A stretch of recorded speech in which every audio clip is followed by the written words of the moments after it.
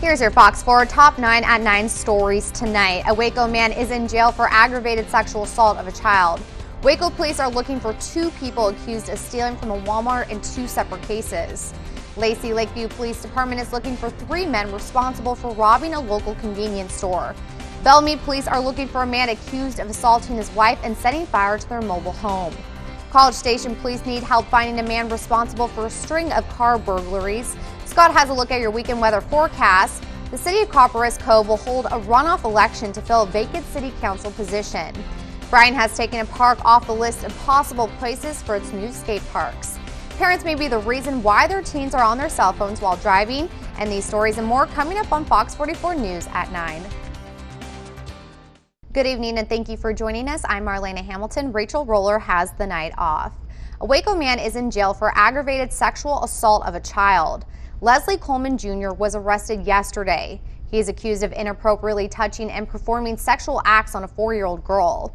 The case was reported to the Waco Crimes Against Children Unit, who was able to issue a warrant for Coleman's arrest. Waco police are looking for a man and woman who are accused of stealing from a Walmart in 2 separate cases. In the first case, police say this woman, wearing a striped black and white shirt, walked out of the store with stolen items at the Walmart located on Franklin Avenue. In an unrelated theft, police say a man stole beer from the store before he was involved in a hit-and-run accident shortly after. Police say if you have any information on either case to contact them right away.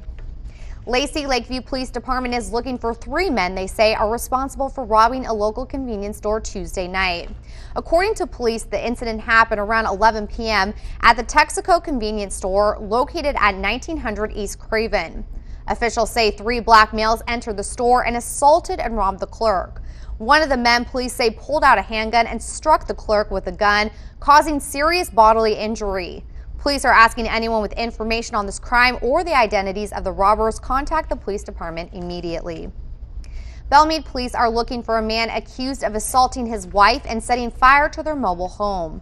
Officers responded to a domestic situation shortly before 1 a.m. in Belmead. The victim told police that her husband, Sean Michael Springer, had assaulted her, threatened to kill her, and set their home on fire. Police say Springer, who is a convicted felon, shouted that he would not go back to prison before fleeing in a 1998 Dodge red truck.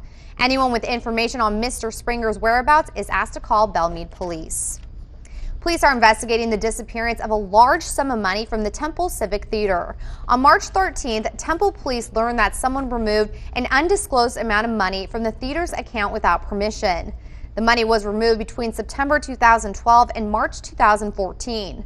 Sources say more than $450,000 went missing from the theater's account.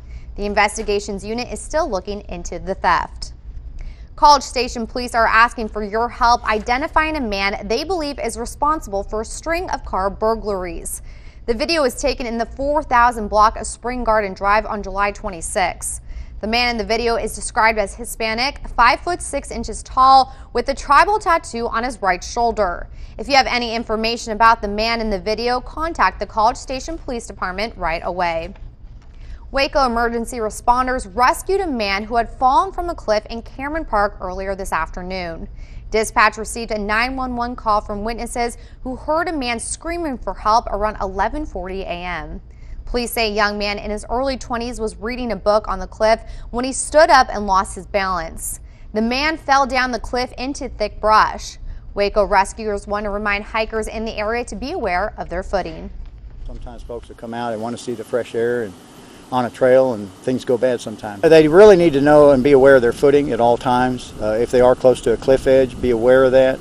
And if it looks pretty shaky for them to go down, don't go down that path.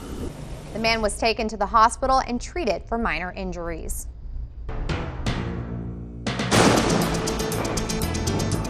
Hottest day of the year so far. As we take a look first of all at the radar, I want to show you some scattered showers that have been out there down off to the northwest of Waco, up in the area between Osisco and Stephenville and Comanche. Those, though, are probably not going to make it much farther south. There were stronger storms earlier, and this is just a little outflow left, creating a few showers, but I don't think we'll see anything in the Waco, Temple Belt, nor Killeen areas.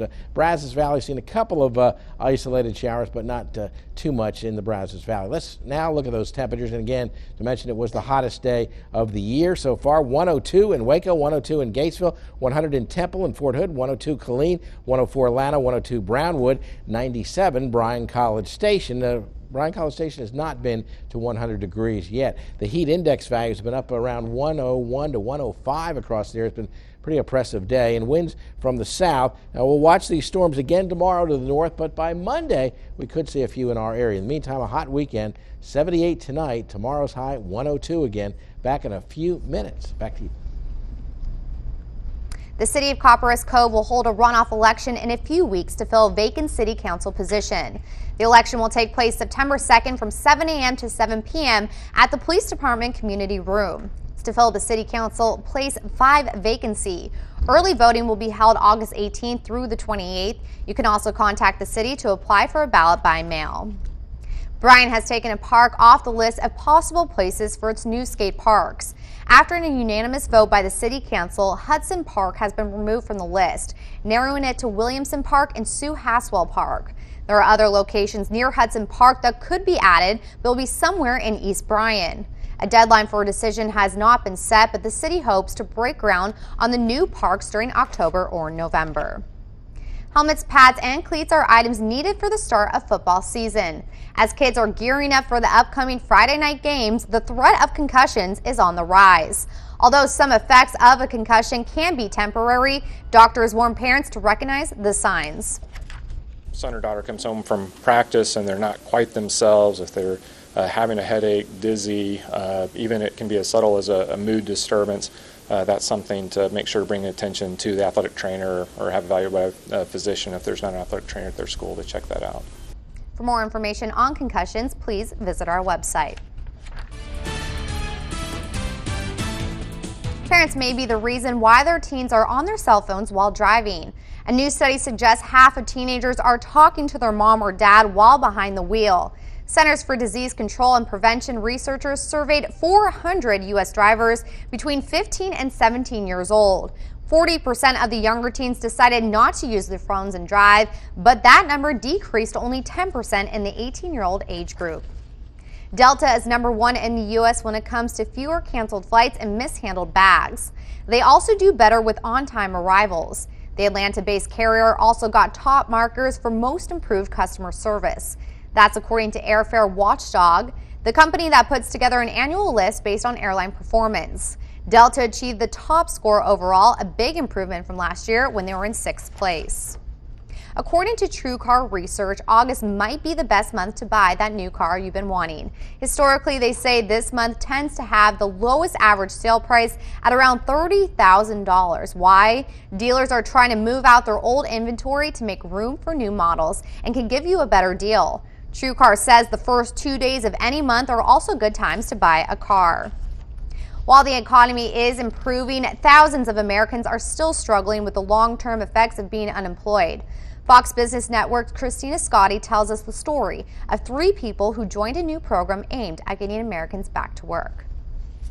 I was out of work for so long, and it was almost like professionally, it was like I was adrift at sea. Every 100 resumes, I might get 1 interview. It's depressing, and it's defeating, and it's humiliating. At a time when you need to be at your best because of the intensity of competition in this market, you are carrying one burden after another after another. That was a year ago, and each was describing the anguish of long-term unemployment, which is defined as being out of work for 27 weeks or more. We recently caught up with Jamie Kluback, Dennis Ahern, and Bob Greeny.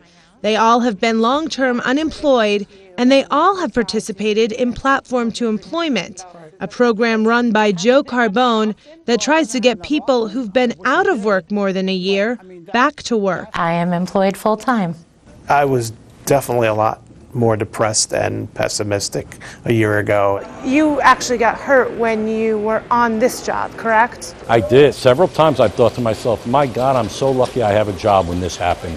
What would I have done After 4.5 years, Dennis Ahern is back to work after finishing the Platform to Employment program last summer. I am a full-time instructor on the Career Coach. Jamie Kluback also finished the PTE program last summer. Company found my resume on Monster. I went in, interviewed for 2 hours, and a week later got a call with an offer. Platform to Employment has some news too. If I'm smiling more, it's because I think there's a lot more to smile about. I mean, there's still a lot of sadness and hardship, and it can make me cry. But I think I'm beginning to see the threads of a response that's constructive. Reporting in New York, Christina Scotti, Fox Business. And those are your top 9 headlines at 9. Now you're up to date. But keep it right here. Coming up, the U.S. is looking into an international effort to combat the Ebola virus. Plus, the president approves airstrikes in Iraq after pressure mounts to protect Americans and Christians. That's all coming up next.